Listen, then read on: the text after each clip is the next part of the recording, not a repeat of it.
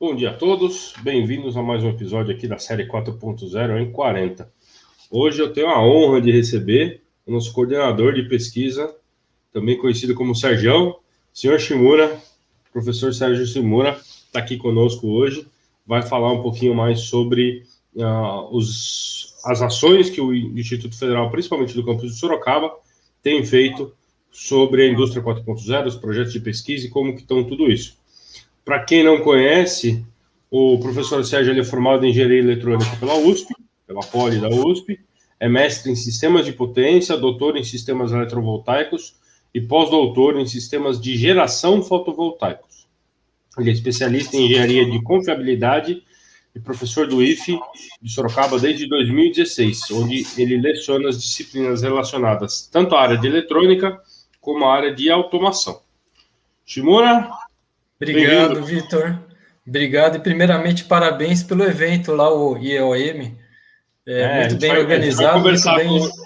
A gente vai conversar com ele no finalzinho também, que acaba sendo uma iniciativa nossa, né? Sim. Mas, para quem não está sabendo, acabou na semana passada, né, um evento feito pelo Instituto Federal, um congresso internacional do IEOM, foi sediado no Brasil com a ajuda nossa. O professor Shimura, inclusive, recebeu um prêmio, né, de pesquisador por causa dos projetos que, inclusive, ele vai falar aqui com a gente hoje. Bom, como todo mundo quem nos acompanha sabe, né, a gente sempre começa com uma apresentaçãozinha rápida do que é a indústria 4.0 e eu vou passar para ela, depois a gente volta para o professor Shimura. Então, essa é a série 4.0 em 40, é uma iniciativa do Grupo de Pesquisa em Indústria 4.0 do Campus Sorocaba, do Instituto Federal. Para passar rapidamente, né, nós estamos, a indústria 4.0, ela é a quarta revolução industrial, que ela vem desde o fim do século XVIII, aí, com a máquina a vapor. Nós estamos passando, estamos evoluindo com relação a isso, e hoje já estamos no que a gente chama de sistemas cyberfísicos. A primeira revolução industrial, no final do século XVIII, ela traz duas grandes mudanças, né? A primeira delas é a máquina a vapor. Ela muda totalmente, a máquina a vapor de James Watt muda totalmente a relação do homem com a produção, né? E inclusive com o seu meio ambiente, né? Ela traz muita aceleração, inclusive na área de meios de transporte e de comunicações, e ela tem o desenvolvimento da indústria pesada, né? Começa a ser desenvolvido a partir da primeira revolução industrial, que a gente troca a força humana e a força animal pela força a vapor. Logo depois, no final do século XIX e no início do século XX, vem a segunda revolução industrial. Também tem uma nova troca de fonte, né? A gente troca a energia a vapor pela eletricidade, e novamente uma disrupção muito grande na parte, principalmente produtiva, né? A gente tem as linhas produtivas agora, principalmente uma das mais conhecidas é a linha de Ford, que inclusive está aí, né? Que os carros vão andando e as pessoas precisam trabalhar enquanto o carro está na linha de produção, né, nos transportadores. Você tem uma expansão da industrialização muito grande das organizações capitalistas e, novamente, uma modificação de como a sociedade via a produção e como a sociedade operava de uma forma geral. Na terceira revolução industrial, que foi no final dos anos 60 e início dos anos 70, da última década, nós temos, além da eletricidade, o uso da eletrônica, né? O uso da eletrônica e da informática. Por isso que a gente coloca aí o PLC, da Modicon, e empresas como Apple e Microsoft, né, que são ícones da parte de informática. A gente traz automação para o ambiente industrial, não que ela já não existisse, né? Existiam algumas automações mecânicas, mas a automação industrial via eletrônica, ela potencializa muito a produtividade. Existe um aumento na velocidade de telecomunicações, a gente começa a ver a televisão, telefonia celular, internet. Não só a revolução industrial muda a indústria, como muda também toda a sociedade ao seu redor, né? Existe um desenvolvimento, inclusive, maior, principalmente por causa da informática, na parte de agricultura, transporte, medicina, educação, né? Toda a sociedade como um todo dê um grande avanço por causa do que aconteceu. E aí nós estamos agora no final do século, no início do século XXI, né, com a quarta revolução industrial ou indústria 4.0, que é o termo que ficou cravado aí, que foi desenvolvido lá na Alemanha.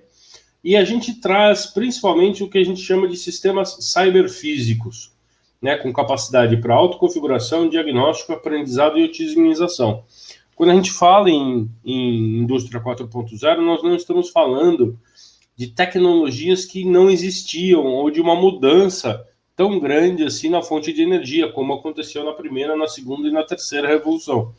Todas as tecnologias, um pouco mais, um pouco menos, elas já existiam, mas como nós estamos utilizando elas, mudou muito. Nós estamos trabalhando agora com o que a gente chama de rede inteligente. É todo mundo, todas essas tecnologias trabalhando ao mesmo tempo. E, junto com as outras evoluções que houve uma alteração da sociedade ao redor, né, existe uma preocupação maior com consciência ambiental, utilização de fontes renováveis de energia, ou seja, a sociedade como um todo estava pedindo novas demandas da indústria e a revolução industrial da indústria 4.0 tenta atender esses anseios da sociedade.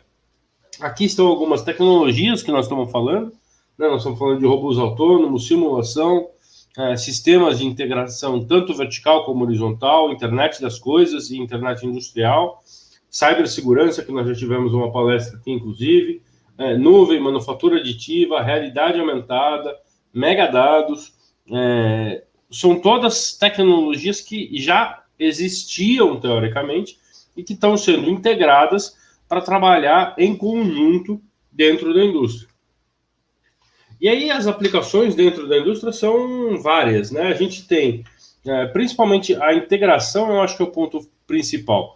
Então a gente tem robôs autônomos e colaborativos, a gente tem sistemas de movimentação flexível, sistemas de visão computacional que inclusive ajudam a trabalhar com o transporte dentro da indústria, né, rastreabilidade total de produção, gêmeo digital e simulação, que vai ser, inclusive, o tema da nossa palestra da próxima, de abril, né, do dia 27, vai ser justamente sobre gêmeo digital, nós estamos trazendo uma pessoa para falar sobre isso. Você tem toda uma integração, tanto da fábrica com o mercado, como o que a gente chama dessa integração M2M e P2M, que é a integração das máquinas com as máquinas e das pessoas com as máquinas. Que isso tudo traz um setup inteligente. Você tem sistemas de estoque agora totalmente automatizados, os veículos autoguiados, os AGVs que usam o sistema de visão computacional. Então, todas as tecnologias individuais, elas estão se integrando. Em cada ponto, a gente escolhe as melhores, ou as que são mais aptas para aquilo, junta isso e transforma a indústria para atender os anseios da sociedade como um todo. E como a gente não pode deixar de falar, né, o novo profissional, o Instituto Federal, ele é uma instituição de ensino. Nós estamos, inclusive, com um curso de pós-graduação aí de Indústria 4.0 no Prelo, está nos finalmente aí da aprovação, tudo dando certo, a gente já deve abrir a primeira turma agora no segundo semestre de 2021, para formar neste tipo de profissional.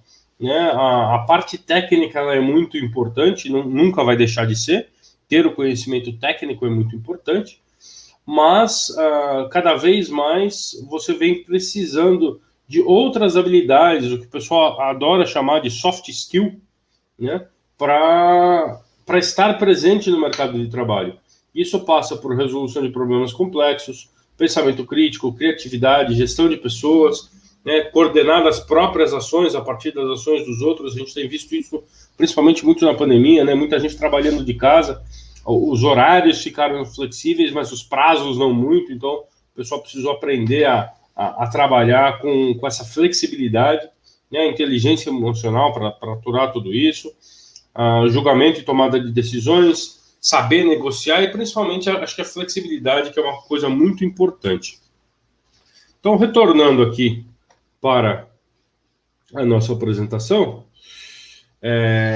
essa é uma visão geral, né, do que a gente tem para trazer, E eu queria chamar o professor Sérgio aqui de novo, dividir a tela com o professor Sérgio, para que ele comece a explicar para a gente o que o IFE Sorocaba tem feito para atingir esses objetivos. Né? O que o Instituto Federal tem feito em parcerias e em coisas para que a gente consiga auxiliar, né? Porque nós somos uma instituição de ensino, a gente não é indústria, mas o que nós estamos fazendo para ajudar?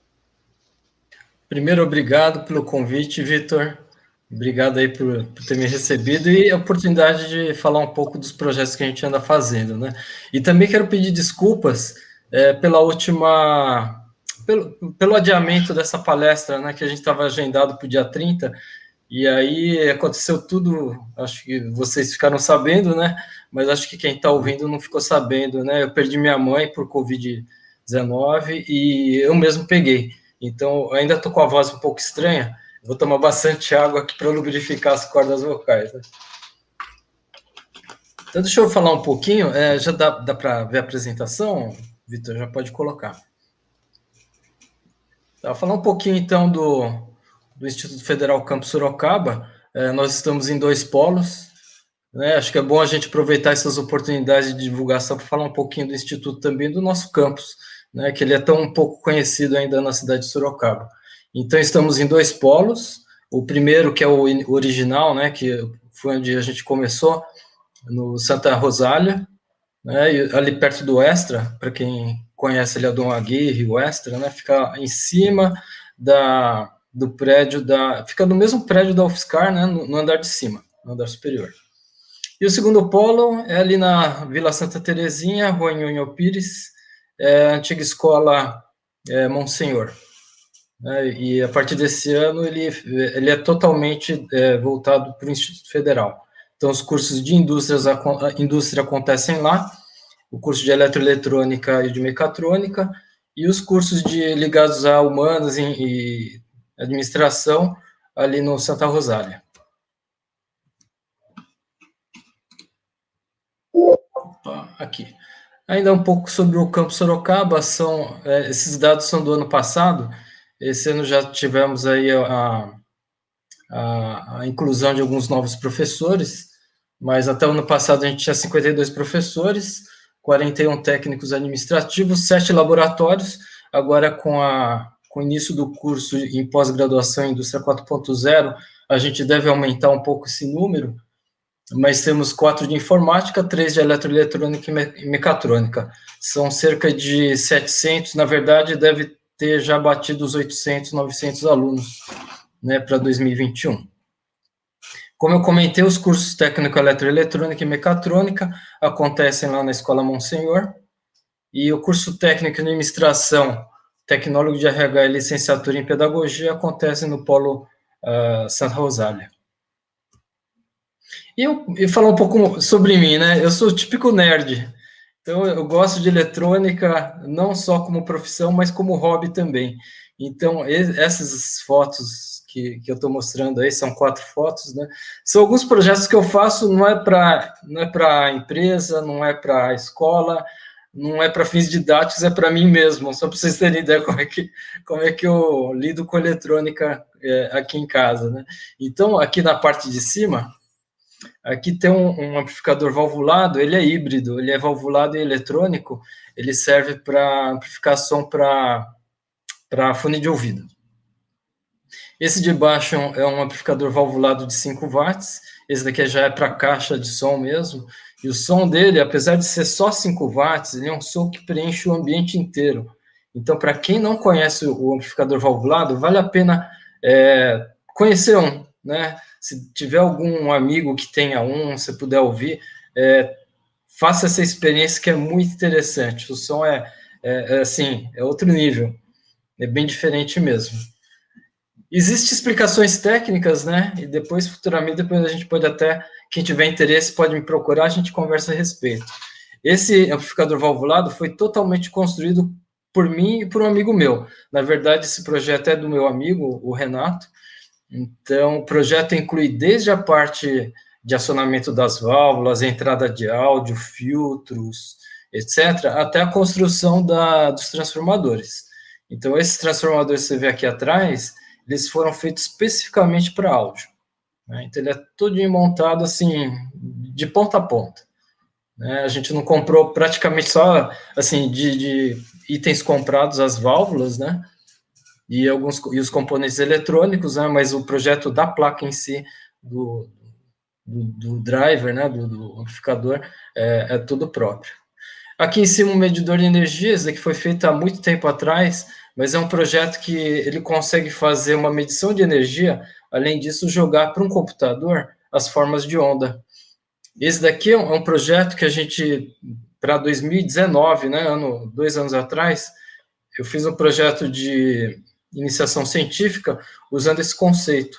Então, a ideia agora é a gente utilizar esse tipo de projeto para as aulas de eletroeletrônica também.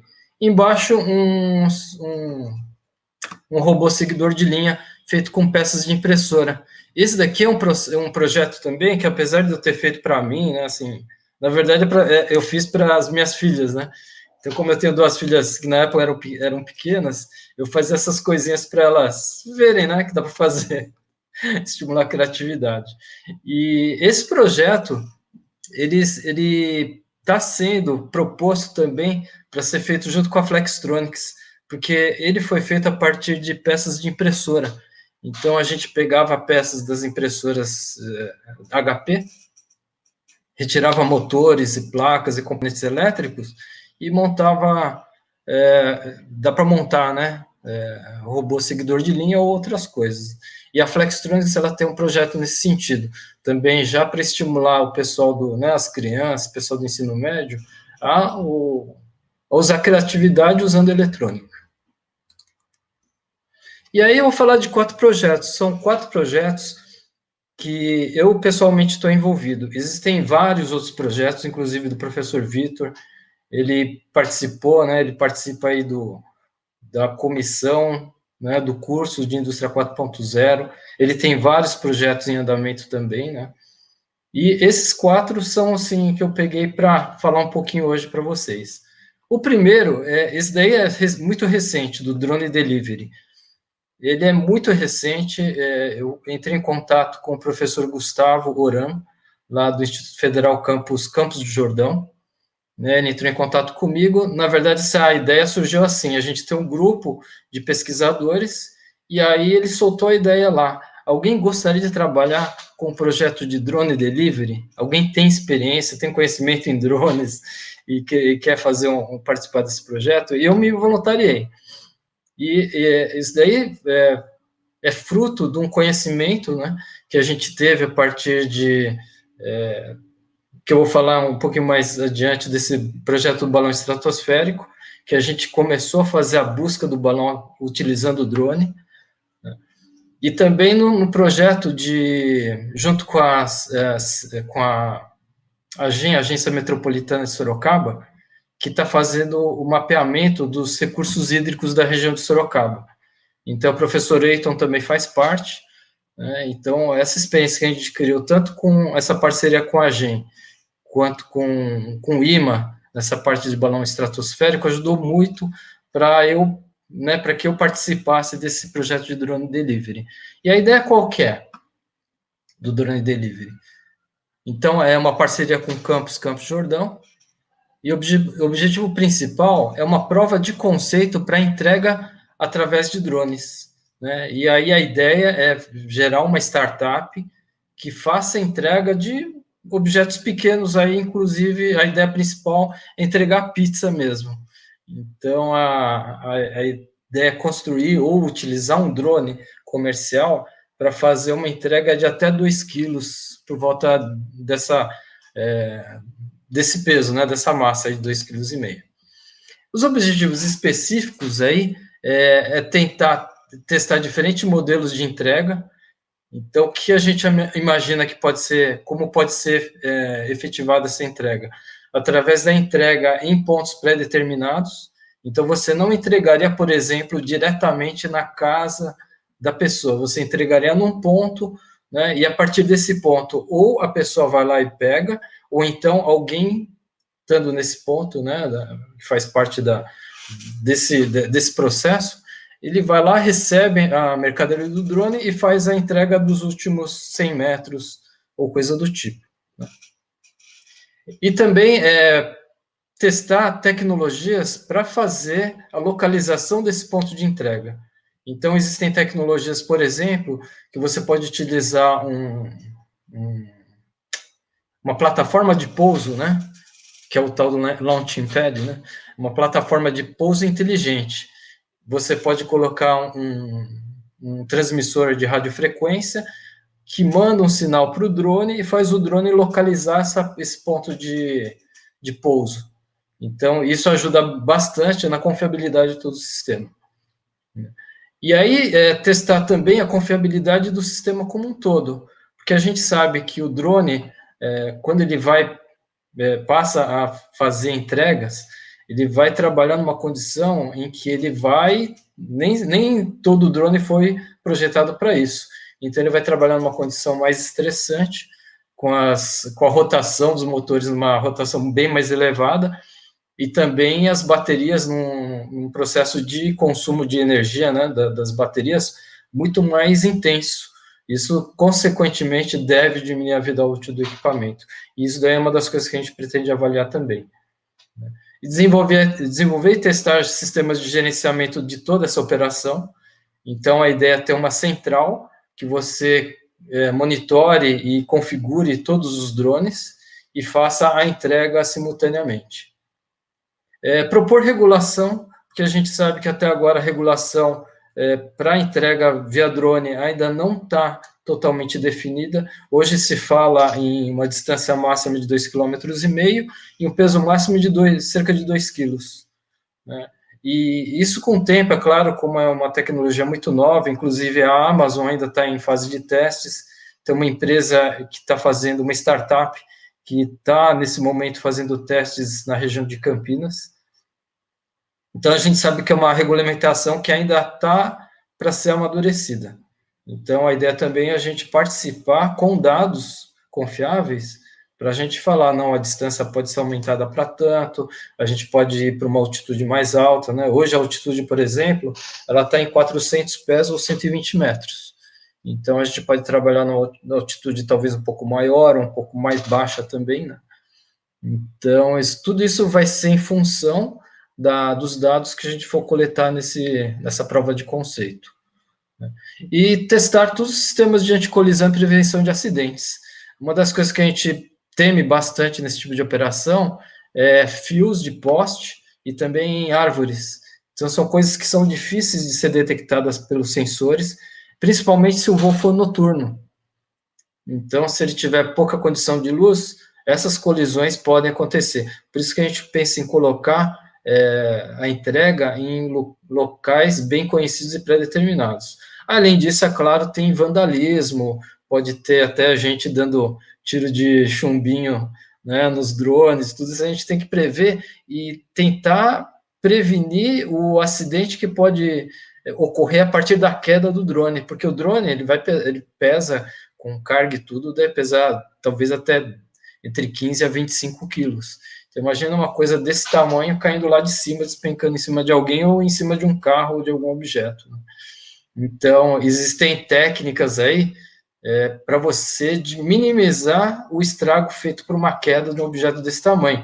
Como, por exemplo, o que se faz em foguetes. Você pega, bota uma carga explosiva e detona o drone no ar em pequenos pedaços que vão causar menos consequência para quem estiver lá embaixo. Né? E é claro, depois de coletado todos esses dados, né, principalmente os de confiabilidade, verificar a viabilidade financeira da operação desse sistema. Então, eu não tenho muitas fotos, né, que a gente está ainda fazendo o projeto de pesquisa, a gente deve concluir daqui 2 semanas o texto. Os acordos de cooperação já estão prontos, já foram assinados. Então, o Campos Jordão já está fazendo uma associação já com o Campos Sorocaba e com uma empresa que é uma associação comercial lá de Campos Jordão. E eles que vão financiar todo esse trabalho que vai acontecer. Né? Vão pagar as bolsas dos estudantes e dos pesquisadores. E agora o balão estratosférico. Esse é um outro projeto que a gente está trabalhando também. O balão estratosférico já está na 3ª edição. Esse aí é o banner da 2ª edição. É uma iniciativa do IMA, que é uma startup de educação, né, dos professores César e Verônica, e com a participação do Instituto Federal, nosso campus, né, o campus Sorocaba. E tem a participação de várias escolas. E o interessante desse projeto é que ele conta com a participação de escolas municipais e estaduais, né? Então, a ideia assim, é expor o aluno àquelas disciplinas ligadas à ciência, tecnologia, engenharia e matemática. E por que balão estratosférico? Porque ele tem uma série de características, ou uma série de subsistemas, que você pode aplicar todos esses conhecimentos de engenharia e de física. É muito bacana. Esse daqui é uma foto à esquerda, esse daqui é a preparação para o lançamento. Então, essa é a sonda que vai presa ao balão. Então, ele nada mais é do que uma caixa de isopor com colocado um papel alumínio em volta para manter a temperatura dentro da caixa de isopor. Porque lá em cima a gente chegou a medir para esse voo específico, que foi no dia 13 de dezembro de 2020, a gente chegou a medir menos 80 graus. Né? Então a temperatura fica muito, muito baixa. E a eletrônica, ela não funciona normalmente abaixo de menos 10 ou menos 20 graus. Né? Então, colocando dentro de uma proteção de isopor, com esse papel alumínio em volta, ele consegue manter toda a eletrônica funcionando. Então, aqui a gente tem, são plataformas eletrônicas bem simples, aqui no caso Arduino mesmo, né? Estão operando todos esses sistemas. E só tinha também, não sei se dá para ver, tem uma caixinha branca aqui, ó. Esse daqui é um hardware da USP, é o mesmo que usa lá no ventilador Spire, é um processador ARM M4, né, é uma placa chamada Pulga. Ela é chamada Pulga porque ela é minúscula, é o tamanho de uma moeda, e ela funciona com uma pilha CR2032, aquelas de lítio bem pequenininha. Então ele forma um pacote minúsculo, que tem GPS, tem LoRa, tem, né, que é uma comunicação de rádio a longa distância, tem também sensores de temperatura, pressão, umidade, e Bluetooth e Wi-Fi. Então, ele tem muita possibilidade de uso e de comunicação. Aqui tem um contador Geiger para medir radiação. Né? Na 1ª edição e nessa 2ª edição também fizemos medição de radiação. E também levou experimentos biológicos também, né? Nessa edição de 2020. E a gente está na chamada para 3ª edição. Então, as escolas montam as equipes e propõem um experimento. Então, na verdade, não precisa entrar muito em detalhe com relação ao experimento, basta fazer uma proposta de experimento. Ela vai ser avaliada e os 5 primeiros vão participar dessa missão. Então, eles vão fazer eletrônica e vai ser colocado dentro do balão para o envio. Aqui, um videozinho aqui do lançamento de 2020. Então, foi dessa forma, né? Tá vendo a carga útil ali passando perto da pessoa que estava filmando. E aí o balão foi embora. Foi no dia que ventou muito, tinha muito vento, e nosso balão foi muito longe. Né? O campus do Instituto Federal, campus Boituva, fez um lançamento em janeiro. E eles mandaram um balão no dia que tinha pouquíssimo vento. Eu acompanhei lá, fui convidado para assistir o lançamento também. E foi uma experiência interessante, porque o balão deles foi muito fácil de resgatar. Ele foi numa distância assim de 50 quilômetros só, e dava para ir pela Castelo Branco mesmo. Então o pessoal seguiu pela Castelo e recuperou lá perto de Avaré, se não me engano. Enquanto o nosso, ele foi lá para o sul, foi lá para Juquitiba, e num lugar assim de mata tão fechada que ficou muito difícil de recuperar. Né? E aqui, como a gente está testando várias tecnologias, como eu mencionei, esse daqui é um exemplo de uma das tecnologias que a gente está usando e que ajudou muito naquele projeto de drone delivery, que é o mapeamento por drone. Então, eu fiz um videozinho aqui. Esse ano a gente vai entrar em uma tecnologia.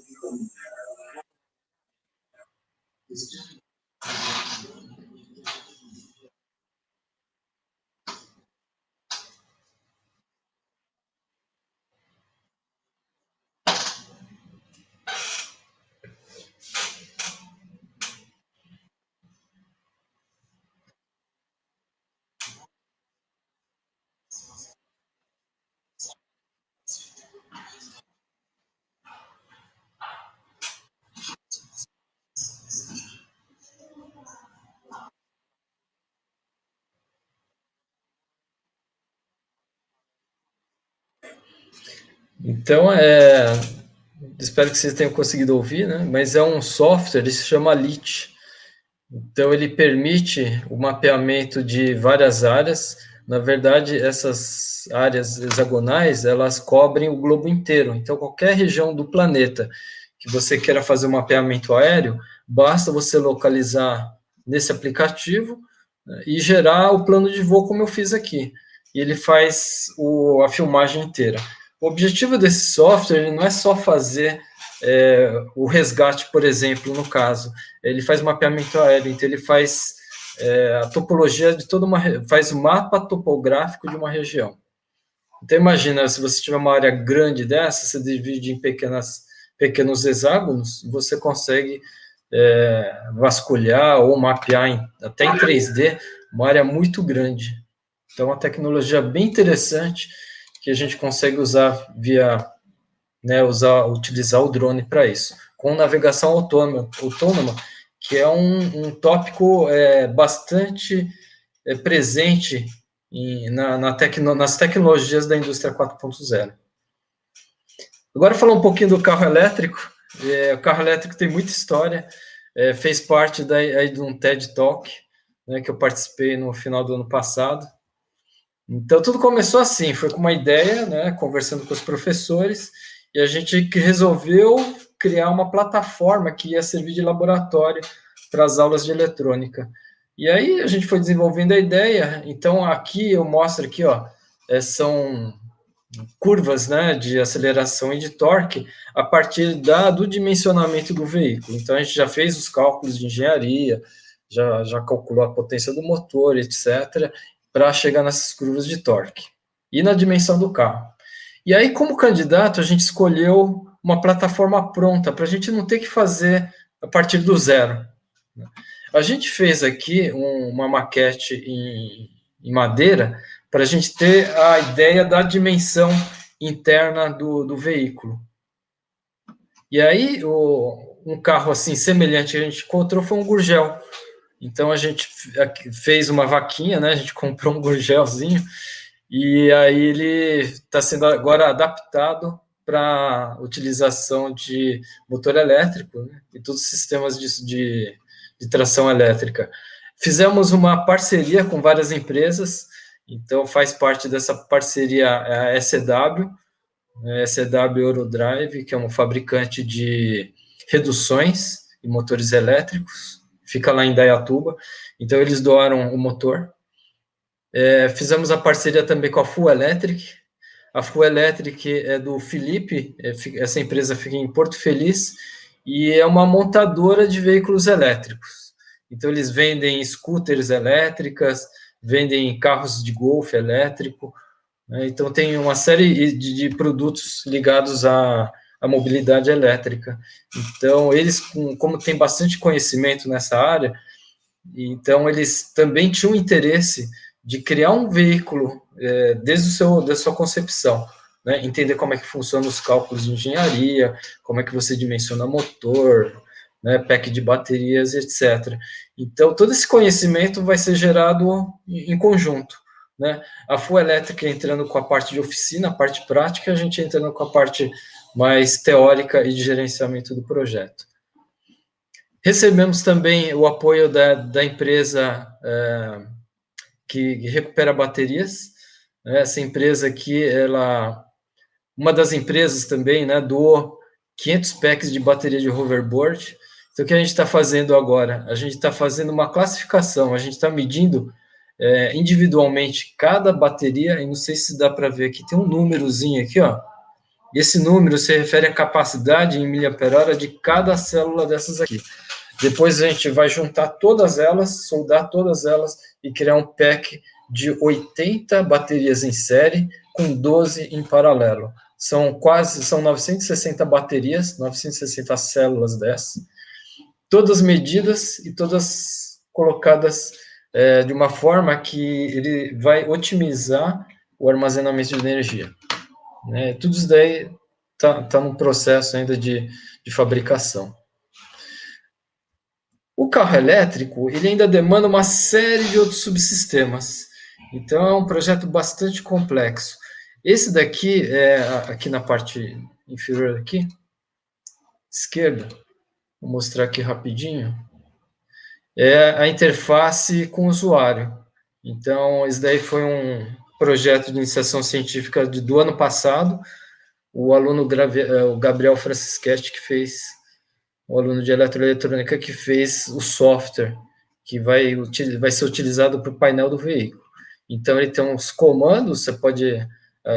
todos os comandos que normalmente seriam por botões vão ser via touchscreen, e fora isso, você vai ter toda a informação de gerenciamento do carro, informação com relação às baterias, velocidade, odômetro, esse tipo de coisa. E aqui em cima é um outro subsistema que tem a ver com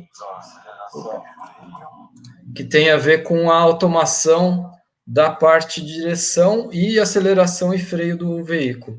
Então, esse vermelho aqui é um sistema, é um servo para acelerar e frear o veículo, né? Ele está sendo acionado por um joystick, e esse outro servo que está aqui deitado, ele tem uma engrenagem que liga no volante do motor.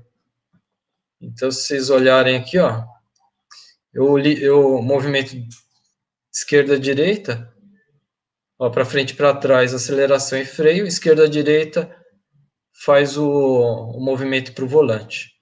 Esse sistema todo está sendo montado num veículo em São Paulo, numa oficina do Jabaquara. Eu já enviei esses equipamentos para lá, eles vão testar lá num veículo de verdade, para ser pilotado de verdade por uma pessoa. E, finalmente, o Inspire, né? Esse Inspire foi um dos principais projetos aí de 2020. Esse projeto começou, na verdade, num convite do Parque Tecnológico, feito para o professor Denilson, né, o nosso diretor, está aqui, né? O Parque Tecnológico, né, entrou em contato com o Denilson, né, com o nosso campus, e pediu auxílio para construir um respirador. Como a gente tem o conhecimento de eletrônica, mas não tinha o conhecimento a respeito do equipamento, então o que a gente fez? Fomos lá montar, entender o projeto, né, e montar tudo que faltava na parte eletroeletrônica. Então, fizemos a montagem da parte mecânica, fizemos a montagem lá dos subsistemas, e, na verdade, uma startup fez a parte da programação da interface homem-máquina, a API Project, né, do Lucas e do Flaviano. Então, eles fizeram a programação e, no fim, ficou um equipamento pequeno, muito, muito compacto, muito bem feito. A interface com o usuário ficou, assim, bem interessante, bem funcional, bem simples de usar e bem intuitiva. E aí, terminado esse projeto, a gente falou assim, puxa, e agora, como é que a gente faz para tornar isso viável e de forma que a gente consiga doar efetivamente para uma instituição? Então, eu conhecia o pessoal da USP, do laboratório lá do LSTech, e aí eu procurei o professor Marcelo Zufo, que é o coordenador, o diretor do LSTech, e eu sabia que eles estavam trabalhando num ventilador pulmonar. E aí eu falei para ele, vocês não querem conhecer o nosso? E a gente troca ideia, assim, porque a gente está querendo saber o que a gente pode fazer a partir de agora para tornar esse produto viável. Aí ficou interessado, principalmente porque esse projeto que foi feito em conjunto com o Parque Tecnológico era um projeto do MIT, que tinha muita coisa parecida com a ideia que o LSTech e a USP estavam querendo desenvolver, né? E, entre outras coisas, o que é? Plataforma aberta, né? E fazer, deixar todo o projeto aberto para outras pessoas fazerem também, né? Então, essa ideia de plataforma colaborativa, que é um negócio que era muito comum entre os dois projetos. Então, a gente levou lá, apresentamos, conhecemos o professor Raul Gonzalez, que é o coordenador da parte toda técnica, voltada à parte de medicina do ventilador Inspire, e ele que explicou todas as dificuldades que tem em fazer um equipamento para uso hospitalar. Então, no fim daquela reunião, o professor Marcelo Zufo, ele nos convidou, por que a gente não junta esforços, em vez de construir dois diferentes, a gente junta esforço para construir um que vai ser, que consiga ser aprovado pela Anvisa, né? Tem um registro da Anvisa. E foi assim que a gente entrou no projeto. Tivemos a reunião, então a gente começou a trabalhar no projeto no final de março, no projeto do Parque Tecnológico, início de abril a gente entrou no projeto Inspire. Então, desde então até hoje, a gente está nesse projeto. Teve muitas alterações, né? A gente fez a primeira versão com interface homem-máquina, foi feito por, até um aluno participou bastante, o Anderson Blanc, né? Ele é um dos alunos assim, excepcionais do Instituto Federal, e ele que trabalhou assim fortemente na parte de programação. Ele praticamente fez toda a parte de lógica em cima de uma plataforma Arduino, né? E o professor André Martins fez toda a parte de interface com o display touchscreen de 7 polegadas. Então, assim, juntou duas coisas assim muito fortes, que era a parte de programação do algoritmo em si e a parte de programação da interface com o usuário. E a gente conseguiu fazer num tempo assim muito curto, a gente conseguiu colocar, fazer esse projeto funcionar assim, praticamente com todos os requisitos iniciais, né? E aí, dentro desse período de desenvolvimento, a gente teve que trocar, como tem também a parte de homologação, né, do IPT, de radiação eletromagnética, condutividade eletromagnética, interferências, né? E para isso precisa de uma eletrônica mais robusta, aí foi trocada a eletrônica por uma eletrônica que o LSTech já estava trabalhando já fazia algum tempo, que é a plataforma Labrador e Pulga, que a gente utilizou lá no balão estratosférico. Aí vocês veem, né, como todos esses projetos têm uma ligação um com o outro. Então, todo o aprendizado que a gente tem num projeto, a gente acaba trazendo para outros, e isso vai, né, aumentando o nosso leque aí de atuação em várias áreas, né? É um aprendizado que a gente, assim, que é muito valioso, né? Todas essas parcerias. E aí, no final das contas, né, só para concluir, a gente já está hoje com 3 turnos, com a Marinha, é claro, o ventilador já foi homologado pela Anvisa, e a gente está com 3 turnos na Marinha, produzindo cerca de 80 ventiladores por semana, né? E aqui é o resultado de todo esse esforço, né? Aqui, do lado de cá, né, nessa foto à esquerda, é a primeira entrega para o Hospital Santa Lucinda. Aqui em cima, a entrega para a Santa Casa. E aqui embaixo, a entrega para a Prefeitura de Sorocaba. A gente fez a entrega para o pronto atendimento aqui perto, esqueci, do Parque Laranjeiras. Foi feito ali, né? Além disso, foi feita entrega na região aqui em Itapetininga e Araçoiaba da Serra. Aqui é o ventilador, né, que eu não mostrei ali na foto anterior. Então, ele é um equipamento pequeno, ele é bem compacto, porém ele tem várias funcionalidades de um equipamento de UTI.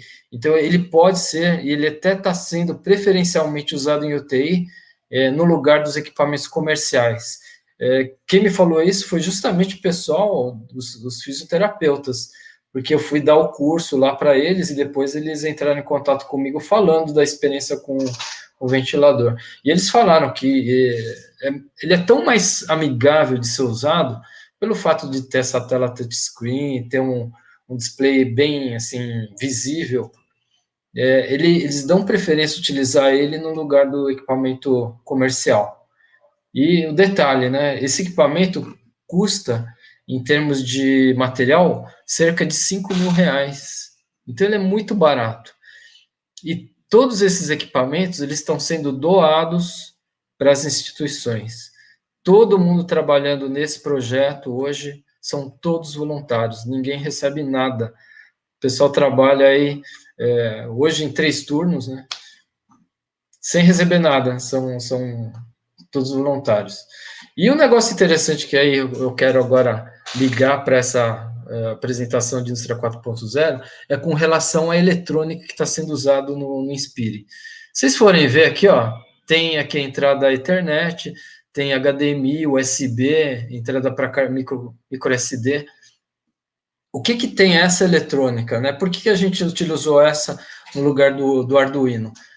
Pela seguinte razão, aqui tem 2 processadores, os 2 são ARM M4, né, então tem a capacidade de processamento muito grande, eles rodam Linux, então você consegue utilizar, um sistema operacional completo, então você consegue utilizar tudo ali, desde internet, né, até o pacote do Office, né, os processadores de texto, planilhas, etc. Além disso, ele tem LoRa, ele tem GPS, ele tem Bluetooth, né, e tem uma capacidade de processamento muito grande. Qual que é a ideia de você ter tudo isso dentro de uma eletrônica? É você poder utilizar a inteligência artificial, e aí você configura configura, né, um perfil para um determinado paciente, né, então você tem o paciente aqui, o perfil dele, e aí o perfil de utilização do aparelho, e ver como é que é a resposta do paciente em relação a essa terapia. E aí, com isso, a rede, uma rede de inteligência, né, inteligente, de inteligência artificial, vai conseguir otimizar os parâmetros para você ter o mínimo tempo de uso do paciente sendo entubado. Então, é nisso que vai ajudar. O GPS vai ajudar a localizar, controlar, né, no caso, a localização de cada ventilador, onde ele está sendo usado, em que condição. Então, tem uma série de informações, isso já entrando nesses conceitos da indústria 4.0, que vão estar disponíveis, né, num equipamento que normalmente não tem essas funcionalidades. Tudo isso vai ser possível. É claro que não está tudo ainda desenvolvido, ainda está sendo, né, essa evolução está acontecendo diariamente. Então, a ideia é chegar num equipamento inteligente que consiga dar informações valiosas para uma equipe de tratamento, de terapia intensiva. Então, assim, com isso eu concluo a minha apresentação, né? Aqui estão os meus dados. Opa! Né? Quem quiser entrar comigo, quiser entrar em contato comigo e quiser mais informações, ou até para pedir um ventilador, né? Pode entrar em contato comigo que eu direciono lá para a equipe do Inspire. Muito obrigado. Maravilha, Sérgio. E queria comentar também, que acho que acabou passando, né? Existe a possibilidade, eu inclusive comecei se não me engano agora está com o professor André. O Instituto Federal ele tem projetos de iniciação via Inova, né, para as indústrias que queiram, as indústrias aqui de Sorocaba, que queiram começar algum projeto de indústria 4.0. A gente vem falando bastante das tecnologias, inclusive vamos ter a próxima palestra daqui a 15 dias, vai ser sobre gêmeos digitais, né, o pessoal de uma startup que está fazendo um trabalho bem legal com relação a gêmeos digitais. E o IF tem essa capacidade, né, de usar os professores que estão montando o curso de pós-graduação, que tem especialização na área, né, e trabalhar junto com a indústria, junto com o parque industrial, para fomentar essa ligação entre indústria e universidade e centro de pesquisa, né, para desenvolver coisas de indústria 4.0. Você comentou aí muito bem 4 projetinhos, mas existem outros projetos de pesquisa, projetos de extensão, como esse aqui da série 4.0 em 40, que a gente consegue bastante coisa. Queria que você comentasse um pouquinho, Sérgio, dessa parte desses projetinhos. Eu sei que nós estamos com um rodando, né? E para o pessoal que está assistindo a gente aqui, como é que isso funciona? Como que uma indústria ou alguém ligado à academia consegue trabalhar junto com o IF Sorocaba para desenvolver ou pesquisa ou para desenvolver produto na área? O Instituto Federal, ele começou com a parte de pesquisa mais fortemente, se não me engano, há uns 3, 4 anos atrás. Ele quer se diferenciar das instituições como as universidades federais, as universidades estaduais, que elas são mais ligadas à pesquisa básica, não tão prática. Então, o Instituto Federal, ele quer entrar nessa área de pesquisa prática. Então, por isso que é tão importante a participação das indústrias ou das pequenas empresas, né? Não só das indústrias que têm acesso a recursos, mas também para as empresas pequenas, até as startups. Então, tem uma série de iniciativas, e o Instituto Federal é muito forte nisso, para incentivar as pequenas e médias empresas, justamente para criar produtos e processos novos. Às vezes a pessoa pensa assim, puxa,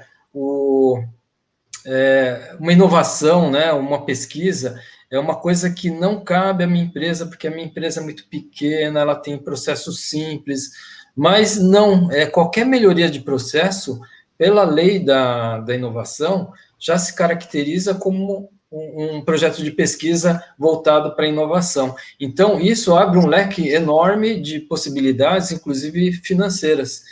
Esse edital do Inova, por exemplo, é um grande incentivo para a empresa criar esses projetos, né? Criar um produto, por exemplo, né? Porque tem a contrapartida do Instituto. Então, o que ele normalmente gastaria, tanto de recurso como, né, para pagar a mão de obra, etc., ele acaba gastando a metade disso, né? Porque o edital dá uma contrapartida, né, equivalente à empresa para fazer esse tipo de projeto. Então, é bastante interessante para as empresas entrar em contato com o Instituto Federal, mesmo que não seja da nossa expertise, por exemplo, a área de alimentos, né? Então, de repente, tem uma empresa na área de alimentos que quer fazer um projeto para melhoria, sei lá, né, da receita lá do que eles estão fazendo, né? Melhorar o valor de nutrientes ou coisa do tipo, né? Então, apesar da gente não ter essa expertise, a vantagem do Instituto Federal como um todo é ter essa capilaridade, essa abrangência em várias cidades e em vários campos de pesquisa também. Então, uma empresa do setor de alimentos, ela pode procurar o Instituto Federal Campus Sorocaba e a gente faz o projeto junto com o campus que tem essa especialidade. Né? Barretos, por exemplo. Barretos tem, São Roque tem, se eu não me engano, também. Matão tem um laboratório que é topo de linha e eles são Polo Embrapi. Então, Polo Embrapi, para quem não conhece, Barretos, se eu não me engano. Barretos, se eu não me engano, tem um campus remoto, um campus no meio do. Um campus no meio do mato, literalmente. E o Embrapi é um dos centros que gera esses editais de pesquisa. Então, imagina, o Instituto Federal tem um polo Embrapi aqui em São Paulo, né, que vai gerar esses editais e vai gerar pesquisa aplicada. Sérgio, vamos passar a parte de perguntas aí no finalzinho para a gente encerrar, senão a gente alonga muito por aí. Tem uma pergunta de um dos nossos ex-alunos aqui, Luiz Antônio Setti. Ele é um dos responsáveis por metade da família dele estar fazendo IFE, né? Eu já acho que nós demos aula para ele, já com os 2, 3 filhos dele. E a pergunta é: em que proporção a prototipagem eletrônica na escola é decisiva na disseminação do conhecimento 4.0 e o que o Instituto Federal está oferecendo neste sentido? A prototipagem eletrônica é essencial. Obrigado, Luiz. É um prazer ter notícias suas. Como o Vitor falou, a gente conhece já a família inteira do Luiz, né? Muito obrigado aí, Luiz, pela participação, né? Você está sempre participando. E a prototipagem é um negócio essencial. Para você fazer qualquer prova de conceito, você vai ter que precisar montar um protótipo.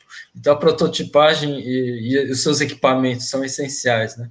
Então, fabricação de placa de circuito impresso, fabricação de componentes mecânicos, né?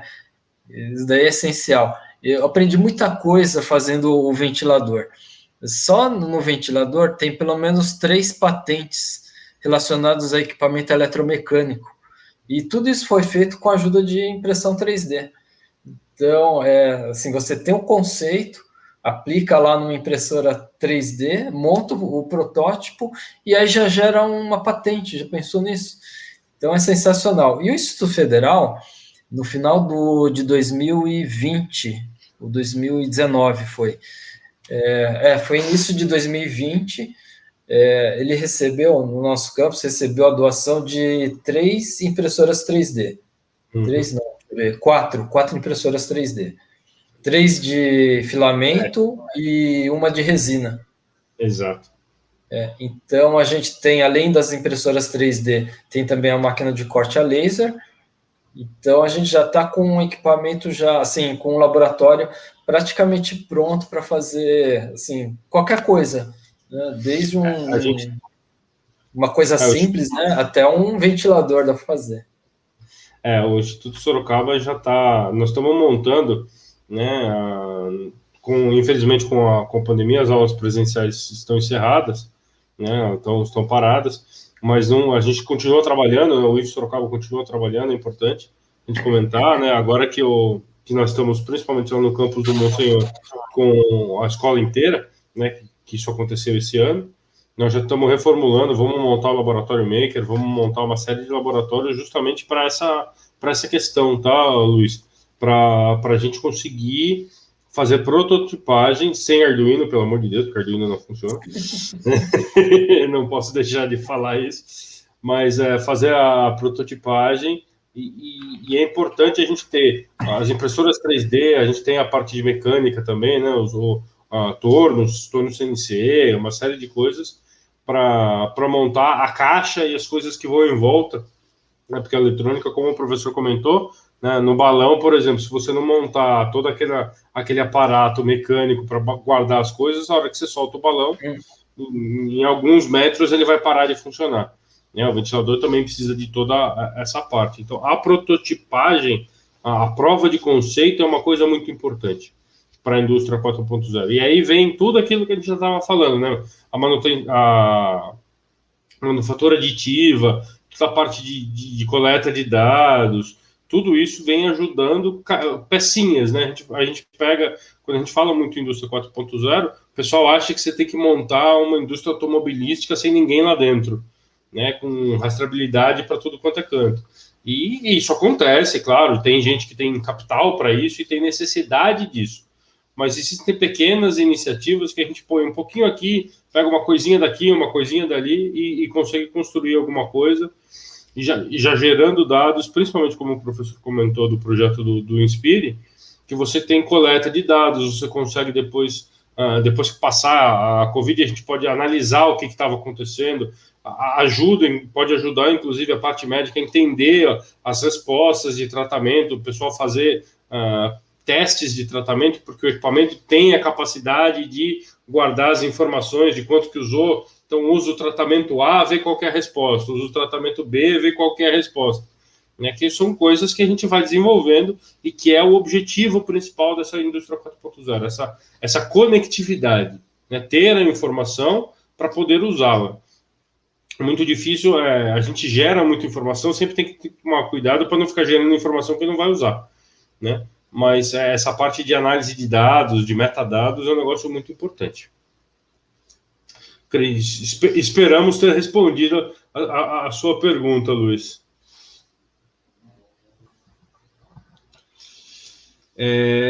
Como não tem mais nada por aqui, Sérgio, e acho que até pelo horário, né, já damos com quase uma hora aí de transmissão, deu uma hora. Queria agradecer novamente você por estar aqui conosco, né? Tivemos que reagendar por um motivo muito chato, mas conseguimos reagendar aí a palestra, a conversa contigo, e deixar aí o pessoal sabendo como é que... Eu vi uma postagem, pensei que era uma pergunta, mas não é. Deixar o pessoal sabendo que o IF está pronto aí para receber as iniciativas de 4.0, se tudo der certo com o curso de pós-graduação aí no meio do ano. Estamos nos finalmente já, para auxiliar, né? O Instituto Federal, no final das contas, está aqui para auxiliar iniciativas pontuais de pesquisa, projetos e cursos para isso. Opa, eu que agradeço, Vitor. É um prazer estar aqui mostrando um pouquinho dos trabalhos que a gente tem feito aí. Muito obrigado, hein? Parabéns de novo pela iniciativa, Vitor. Maravilha, Sérgio. Obrigado, senhores. Fica aí os nossos agradecimentos ao professor Sérgio. Fica o convite para vocês participarem da próxima palestra, que é daqui a 15 dias. Nós vamos falar sobre gêmeos digitais. e o que vocês precisarem, nós vamos colocar isso também no arquivo, né? Se vocês não viram as palestras anteriores, a gente costuma mandar pelo link, vai sempre o link do canal do YouTube, que tem todos os encontros anteriores, para vocês poderem ver tudo que já passou por aqui nesses quase 2 anos que nós estamos fazendo essa série 4.0 em 40. Obrigado a todos, um excelente final aí dessa semana para todo mundo, e até o próximo encontro da série 4.0 em 40.